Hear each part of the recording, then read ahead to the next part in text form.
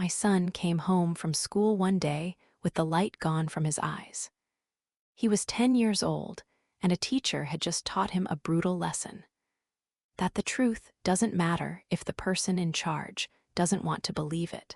She had called him a liar in front of his entire fourth grade class. And when I found out why, I knew this wasn't a battle that could be won with a phone call. This required a public demonstration, a lesson in humility delivered with the same cool precision I used to design rocket engines. As a parent, you steel yourself for 1,000 different fights. You prepare for scraped knees and broken hearts, for monsters in the closet and bullies on the playground. You never, ever imagine you'll have to go to war to defend a simple, verifiable fact. But that's where I found myself, standing at the precipice of a conflict I didn't start, but that I was absolutely determined to finish. My son, Daniel, lives and breathes among the stars. His bedroom is less a place to sleep and more a command center for a deep space mission. The ceiling is a sprawling canvas of glow-in-the-dark constellations, meticulously arranged. On his shelves, detailed models of the Orion spacecraft and the Perseverance rover stand like monuments. His desk is perpetually buried under a mountain of books on astrophysics and cosmology, dense volumes that would make most college students sweat. His heroes aren't quarterbacks or pop stars. They're the engineers in polo shirts and headsets, staring intently at screens during a launch, the people who make the impossible happen. This cosmic obsession isn't a coincidence. It's my fault, and it's my greatest joy. For the last 15 years, I have been an aerospace engineer. I work at the Johnson Space Center in Houston, Texas, in the propulsion division. I am not one of the celebrated astronauts who grace magazine covers, but I am one of the thousands of dedicated people on the ground who ensure they have a ride to the heavens and a safe path home. My work is a complex dance of fluid dynamics, thermodynamics, and materials science. I design the very engines that roar to life and tear a spacecraft from the grasp of Earth's gravity. I love my job. I love being a tiny cog in the grand machine of human exploration. And more than anything, I love that my work has ignited such a brilliant fire in my son. Our dinner table is our mission debrief. We don't talk about neighborhood gossip.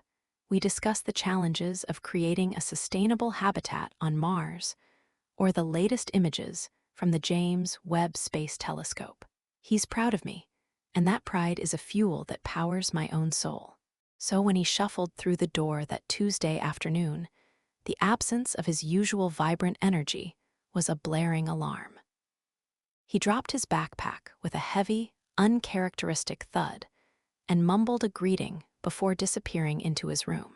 At dinner, the silence was deafening. He poked listlessly at his macaroni and cheese, his gaze fixed on his plate. The usual torrent of questions about my day. Did you run any simulations for the Artemis mission? Did they solve the cooling issue on the new engine prototype? Was gone, replaced by a heavy, suffocating quiet. After my third attempt to ask what was wrong, he finally looked up. His eyes were glassy, shimmering with tears he was fighting desperately to hold back. My teacher. She told everyone I was a liar, Mom, he whispered, and the words fell onto the table between us with a sickening weight. A cold dread washed over me. What do you mean, honey? Who called you a liar? His story tumbled out in a broken, halting narrative. His fourth-grade teacher, a woman named Mrs. Gable, had been leading a class discussion on what they wanted to be when they grew up. When it was Daniel's turn, his face had lit up. He had stood up straight and announced, his voice ringing with pride, that he was going to be an aerospace engineer, just like his mom, who worked for NASA building rockets. He had expected applause, or at least a nod of encouragement. Instead, Mrs. Gable had let out a small, patronizing chuckle. It was a sound, he said, that made his cheeks burn. "Oh, Daniel," she'd said, her smile coated in a thick layer of artificial sweetness. "That's a very creative story. But it's important that we're always honest in this classroom. We don't need to tell such tall tales to impress our friends. My hands curled into fists beneath the table. Daniel, bless his heart, had tried to defend the truth. But it is true, my mom really does work at NASA. He'd insisted, his voice pleading. But Mrs. Gable had simply doubled down, shaking her head slowly as if she were dealing with a toddler's fantasy.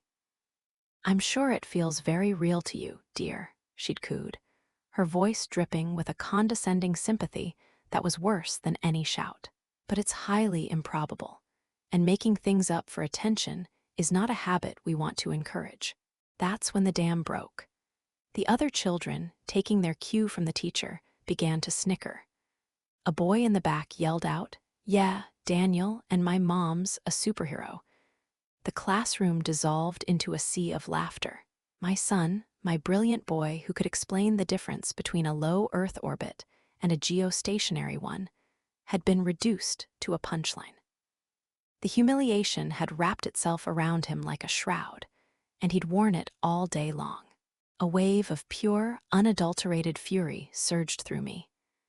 It was that primal, protective rage that lies dormant in every parent, waiting for a threat to their child. But beneath the heat, a colder, more calculated anger began to form. This wasn't just a case of a teacher making a mistake. This was an educator who, through her own smug ignorance, had actively crushed a child's spirit. She had weaponized her authority to undermine his credibility and shame his passion. And then came the blow that truly fractured my heart. Daniel looked at me, his face a canvas of confusion and pain, and asked the one question a child should never have to ask their parent. "Mom, you do really work at NASA, right?" In that single, devastating moment, something inside me snapped. To see my own son, my biggest supporter, forced by this woman's callousness to question the very foundation of our life, was utterly unacceptable. I slid out of my chair and knelt in front of him, taking his small hands in mine. I looked him directly in the eye, willing him to see the certainty in my own. "Daniel, I am a lead propulsion systems engineer at the National Aeronautics and Space Administration. That is the absolute truth. Your teacher was wrong. The children who laughed were wrong, and I promise you I am going to fix this." I could have called the principal. I could have sent a furious email, but that felt wholly inadequate. Mrs. Gable's dismissal of my son had been a public spectacle.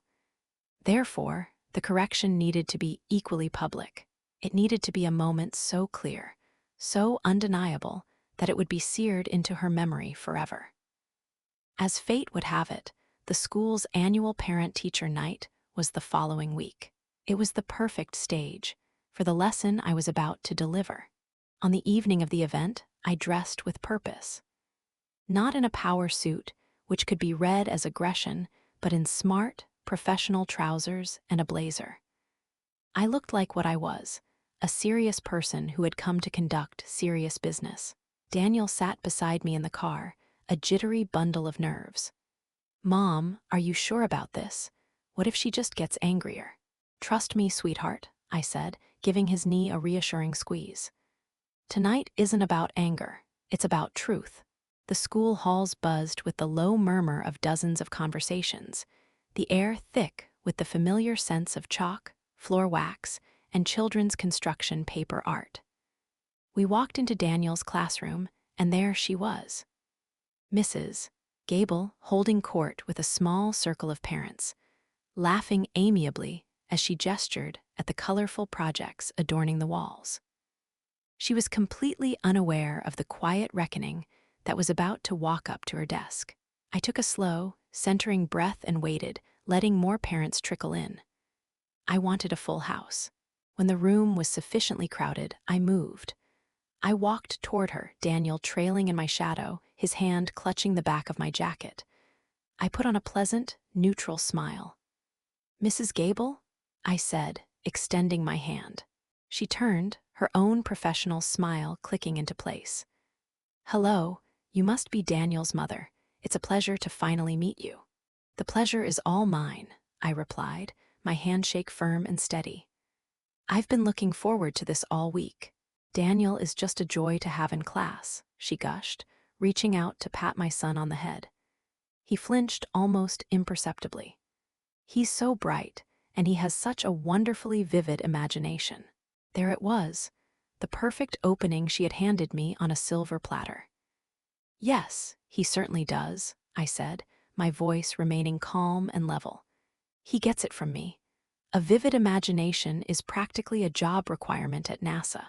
The four-letter acronym landed in the middle of her cheerful patter with the force of a meteor. I watched her face. The practiced smile froze, then cracked at the edges. Her eyes, which had been placid moments before, widened with a flicker of dawning horror, a panic she fought to conceal. The color visibly drained from her cheeks. The other parents in her little circle fell silent, their heads swiveling from her to me, sensing the sudden, dramatic shift in the room's atmosphere. She opened her mouth, but no sound came out. She closed it again. For a brief second, I thought she might actually try to challenge me, but the audience was too big, the spotlight too bright. She finally managed a weak, strangled laugh. Oh, well, what a coincidence. I wasn't about to let her off the hook with a simple retreat. It isn't a coincidence, Mrs. Gable. It's a fact. The same fact Daniel was trying to share with his class last week, just before you publicly accused him of being a liar. My voice was still quiet, but it was sharp enough to slice through the low-level chatter in the room. More heads turned in our direction. Her face crumpled. I don't believe I used that specific word, she stammered. It was simply a misunderstanding. Was it? I let the question hang in the charged air between us. Then, I reached into my blazer pocket. I slowly withdrew my wallet, opened it, and pulled out my official NASA identification badge. I didn't flash it like a cop on a TV show. I held it for a moment, then calmly and deliberately placed it on the small table between us. The hard plastic card, with its holographic seal, my photograph, and the bold, unmistakable letters of the National Aeronautics and Space Administration, sat there like a final, irrefutable exhibit. The quiet click it made against the wood seemed to echo in the sudden, absolute silence of the room. I've been an engineer in the propulsion department at Johnson Space Center for 15 years, I said, my gaze locked on hers. My son is proud of what I do. He was excited to share that pride with his classmates, and instead of fostering that enthusiasm, you chose to humiliate him. You made him doubt his own reality, and you made him doubt me. My eyes swept across the faces of the other parents, who were now staring openly, their expressions a mixture of shock and dawning comprehension. I turned back to Mrs. Gable. She looked as if she desperately wanted the linoleum floor to open up and swallow her whole. And in that moment of perfect, dramatic tension, Daniel stepped out from behind me. His voice was small, but it carried with perfect clarity across the silent room. So, you believe me now, Mrs. Gable. Her face, already pale, flushed a deep, painful crimson. She looked down at my son, truly looked at him for the first time, it seemed, and all her professional composure shattered. Yes, Daniel, she whispered, her voice cracking with shame. Yes, I believe you, and I am so very, very sorry. I placed a firm, protective hand on Daniel's shoulder. He deserves to be believed, I said, my voice strong but no longer accusatory. He deserves to be respected, just like every other child in this room. With that, I picked up my badge, gave her one last, meaningful look, and then offered a curt nod to the school principal, Mr. Evans, who had been watching the entire exchange with a stunned expression from across the room. Then Daniel and I turned and walked out, leaving a wake of silent, astonished parents and the smoldering ruins of a teacher's arrogance behind us. The lesson was complete. Or so I thought. I had just settled back at my desk at the Space Center the following afternoon when a new email appeared in my inbox. The subject line made my stomach tighten into a knot. Urgent meeting. regarding Daniel. It was from the principal, Mr. Evans. The message was brief, formal, and requested my presence at the school the next morning to discuss recent classroom dynamics and concerns raised by members of the parent community. It was a masterpiece of bureaucratic evasion, designed to sound important while saying absolutely nothing of substance. The calm satisfaction of the previous night vanished, replaced by a fresh surge of hot anger. Were they seriously going to try and spin this to make me the villain? I picked up my phone and scheduled the meeting immediately. The next morning, I walked into the hushed, sterile environment of the principal's office. Mr. Evans was seated behind his large, formidable desk.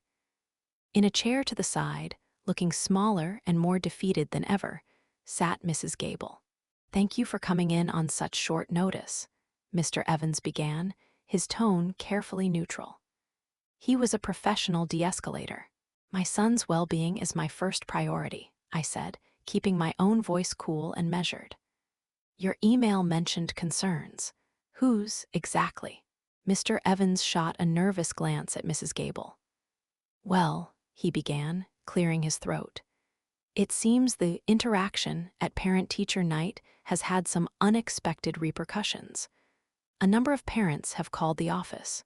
They felt the public nature of the confrontation was inappropriate for a school setting." I stared at him, my disbelief palpable. "The confrontation? You mean the one where I corrected a damaging falsehood that your employee told my child in front of 30 of his peers? The one where she humiliated him for telling the truth about my career?" "We certainly understand your perspective," he said smoothly, a line that was clearly well worn. "However, the immediate issue is that the atmosphere in the classroom has become quite tense.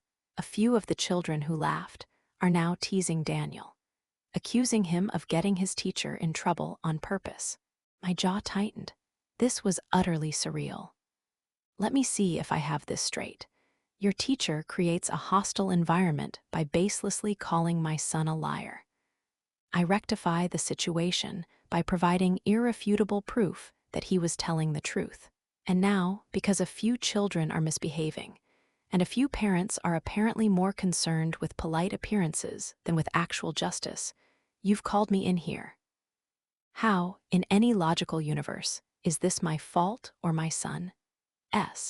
This isn't about assigning blame," Mr. Evans insisted, his eyes failing to meet mine. "It's about restoring a positive and productive learning environment for all students." A positive learning environment? I scoffed. Was it a positive environment when my son was the subject of class-wide ridicule? Is it a positive environment now that he's being ostracized because the adults in charge failed to manage this correctly from the very beginning? The solution here is not to police my tone or to tell my son to hide who his mother is. The solution is for Mrs. Gable to clean up the mess that she made. I turned my full attention to her. She was staring at her hands, which were twisting in her lap. "You need to stand in front of that class," I said, my voice low and unyielding. "You need to tell every single one of those students that you made a mistake, that you jumped to a conclusion without evidence. You need to apologize to Daniel publicly, and you need to affirm, without any ambiguity, that he was telling the truth. That is the only way to undo the damage you have done to his credibility." A long, heavy silence filled the office. Mr. Evans looked at Mrs. Gable, a clear question on his face. She took a shuddering breath and finally looked up, first at the principal and then at me. There was no fight left in her, only resignation. She nodded slowly. "I can do that," she said softly. "I believe that would be a very constructive path forward," Mr. Evans concluded, visibly relieved to have a resolution. "Good," I said, standing. "I expect it to be done promptly." I walked out of the office without another word, leaving the two of them to contend with the consequences of their actions. My part in this was over. Now it was up to them to do the right thing. A few days later, an email from Mrs. Gable arrived. It was detailed and direct. She informed me that she had, as promised, addressed the class that morning. She had explained that she had been wrong, that she had made an unfair assumption, and that Daniel had been honest all along. She had apologized to him in front of everyone.